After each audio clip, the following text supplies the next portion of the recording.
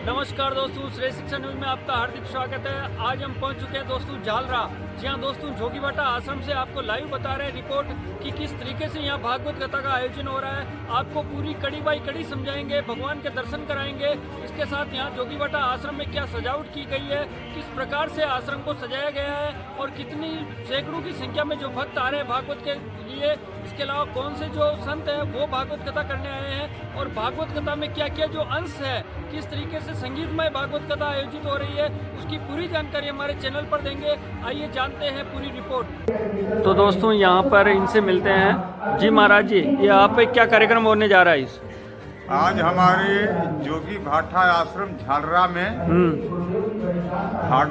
श्रीमद् भागवत कथा का आयोजन रखा गया है। कौन सी तारीख से कौन सी तारीख? ये आपको 4 दिसंबर से लेकर 10 दिसंबर तक। अच्छा, कितने बजे का ये रहता? ये आपको 11 बजे से लेकर 3:30 बजे तक भागवत कथा रखा गया है आयोजन। अच्छा। और समस्त ग्रामवासियों के द्वारा और भक्तगण के द्वारा ये कथा हो रहा है। अच्छा। और यहाँ जो है राम जी की इच्छा से चौथी बार ये कथा है। चौथी बार हो रहा है? चौथी बार। और 5 बार जग हो चुका है यहाँ पे जग हो चुका। हाँ जी। तो अभी कौन से महाराज पधारे हुए कथा करने के लिए? महाराज जी पधारे हुए हैं।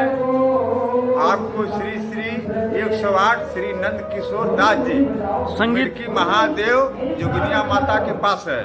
ये संगीतमय भागवत कथा का आयोजन चल रहा है? संगीतमय चल रहा है। अच्छा। ये 7 दिवसीय है। 7 दिवसीय। श्री महाराज जी की मूर्ति है। इनको ठंडी में अपना जो है ओढ़ाया जाता है। अच्छा। चादर या कम्बल।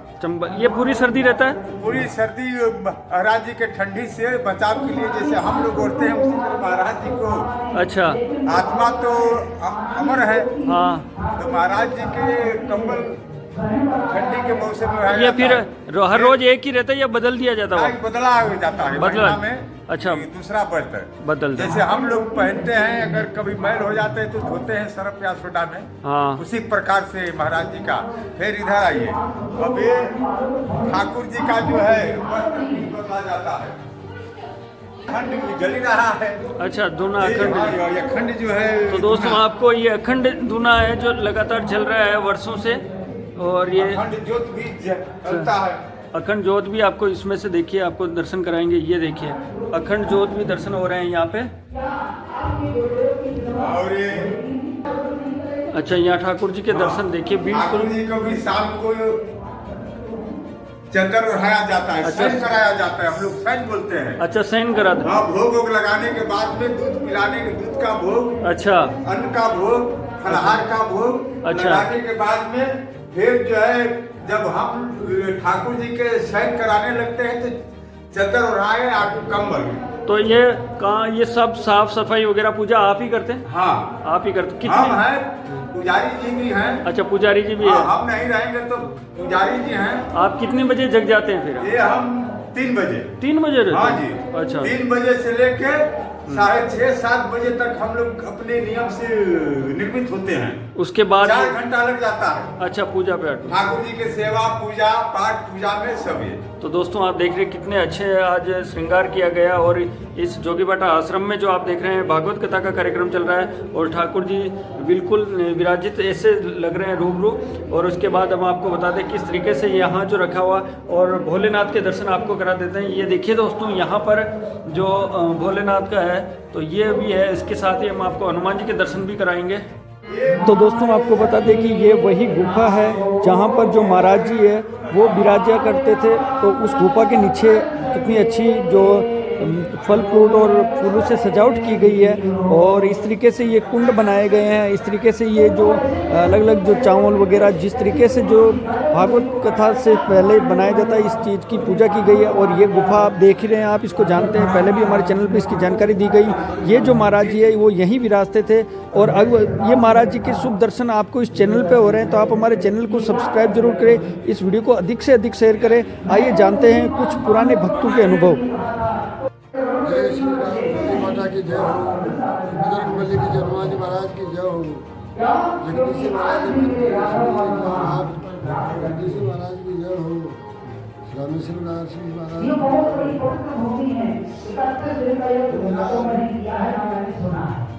दोस्तों से मेरा यहाँ हनुमान जी जोगी बाटा का आश्रम पर 2010 में हम जुड़े रहे, भगवान का दर्शन कर रहे हैं आज दिन तक। और कार्यक्रम चल रहा है बहुत बढ़िया, भागवत चल रही है। आपको शुभकामनाएं।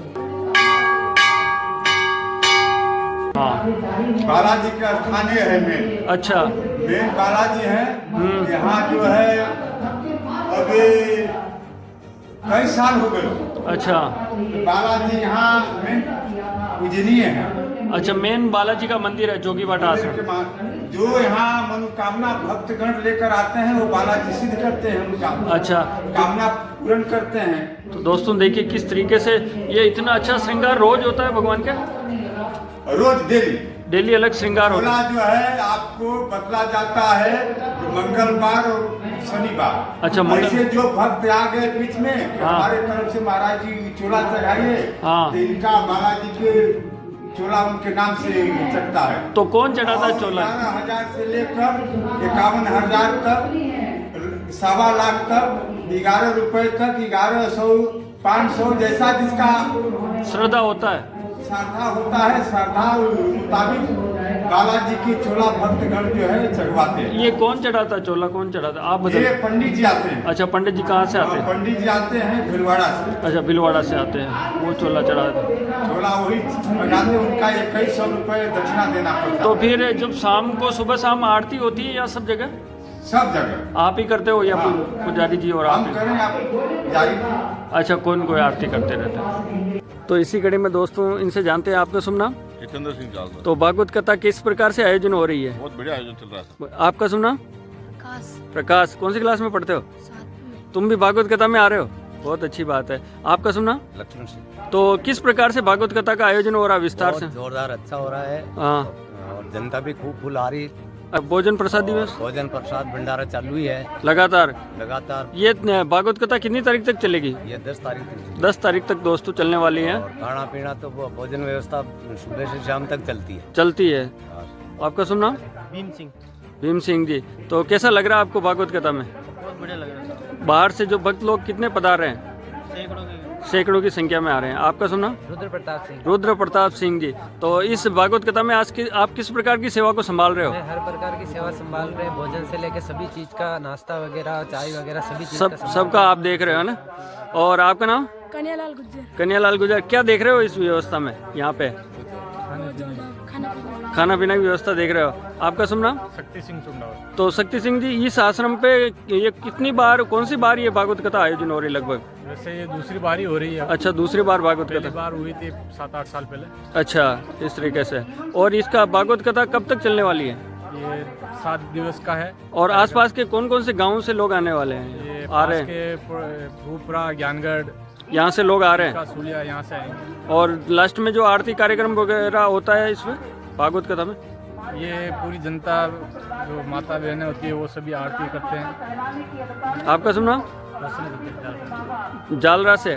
तो अभी भागवत कथा में आए हुए हो, कितने दिन की सेवा करोगे यहाँ पे? 7 दिन की। 7 दिन की करोगे। तो दोस्तों आइए सीधा चलते हैं श्रीमद् भागवत कथा, जहाँ पे मैं श्री नंद किशोर दास जी महाराज जी कथा कर रहे हैं। आइए जानते हैं।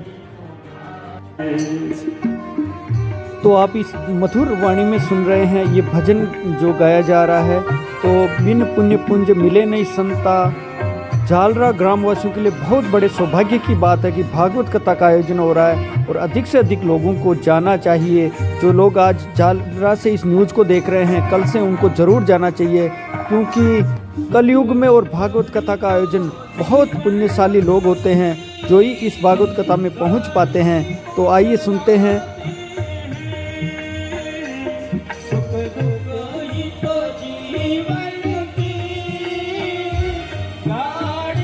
इतना मधुर भजन, सुख दुख ही भगवान जीवन के दोनों साथी है। इस तरीके का जो मधुर भजन के साथ जीवन में उतारने योग्य बातें जो महाराज जी द्वारा और भक्तों द्वारा जो ये टीम आई उनके द्वारा जो भी भजन गाकर जो समझाया जा रहा है कि जीवन में सुख दुख तो आते ही रहेंगे, भगवान जो हमको इंसान बनाते हैं और जीवन के साथी है। आइए सुनते हैं।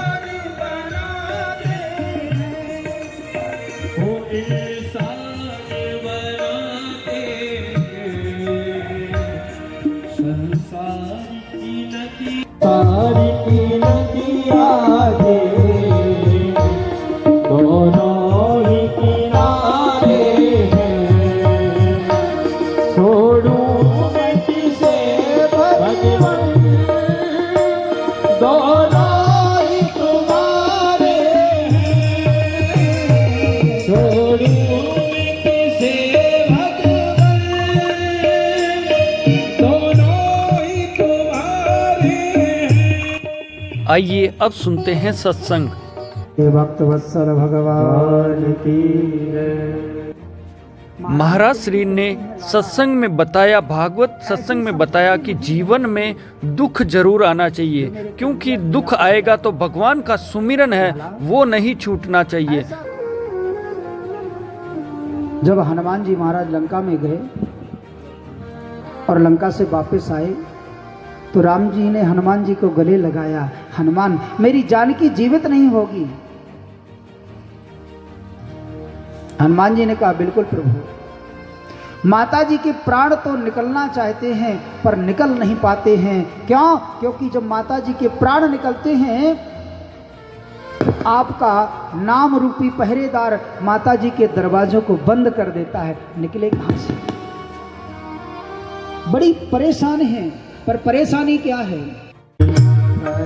हनुमंत विपत प्रभु सोई, कहे हनुमंत विपत प्रभु सोई, जब तप सुमिरन भजन न होई, जब तप सुमिरन भजन न होई। हनुमान जी महाराज कहते हैं प्रभु माता जी बहुत परेशान है। बोले क्यों? बोले सबसे बड़ी परेशानी यही है कि माता जी का जो भजन पूजन पाठ है वो समय पे नहीं हो रहा है। जब आप जैसे महाराज श्री हैं, महाराज जी के आश्रम में आओगे तो महाराज जी सबसे पहले एक ही बात पूछेंगे, आओ भगत ठीक हो? जी महाराज जी। भजन पूजन बढ़िया चल रहा है कि नहीं चल रहा है? ये आश्रम की बात है। और जब ब्याई सगा के पास जाओगे, आओ ब्याह जी छोरा छोरी किसान हैं। जब हम ठाकुर जी के पास पहुंचेंगे तो मन में एक ही बात आएगी, बस भजन पूजन बढ़िया चलता रहे और कुछ नहीं चाहिए। हनुमान जी महाराज कहते हैं प्रभु और तो सब आनंद है, पर जब तब सुमिरन, यदा कदा माता जी का सुमिरन नहीं हो पाता है, यही परेशानी है। यही बात आज महारानी कुंती कहती है, गोविंद मुझे कुछ नहीं चाहिए, केवल और केवल दुख पर दुख आता रहे। भगवान ने कहा मैं दुख नहीं दे सकता। क्यों? क्योंकि मेरे खजाने में दुखालय नहीं, एकदम सुखालय भरा हुआ है। जो आता है मैं सुखी करना जानता हूं, दुखी नहीं। तो फिर बुआ जी ने कहा एक काम करो कन्हैया, एक काम कर दो। बोले क्या? बोले स्नेह प्रेम की डोरी को तोड़ दो। ये स्नेह प्रेम की डोरी नहीं चाहिए। ये मेरा बेटा, मेरी पत्नी, मेरा खजाना है, इसको तोड़ दो। महाराज श्री ने दुख मांगने की भगवान से मांगी है कि हे भगवान मुझे दुख दीजिए, जब आपका सुमिरन नहीं हो तो वो मेरे लिए दुख की घड़ी है। और आगे उन्होंने कहते हुए उनको जो बात याद आई, आइए अपन सब सुनते हैं कि कौन सी बात के लिए उन्होंने कहा। हाँ, मुझे एक बात याद आ गई महाराज श्री, हमारे भारत में घूंघट का प्रचलन नहीं है। जो बात बाद में बोल ली मैं आज ही बोल दूं। महाराज जी हमारे भारत में घूंघट का प्रचलन नहीं है। रामचरितमानस में माता जानकी जी ने दशरथ जी महाराज को कहीं घूंघट लगाया हो, कहीं वर्णन नहीं है। भागवत जी में महारानी रुक्मिणी जी ने वसुदेव जी महाराज को घूंघट लगाया, कहीं वर्णन नहीं है। एक घूंघट कब से चला? जब हमारे देश में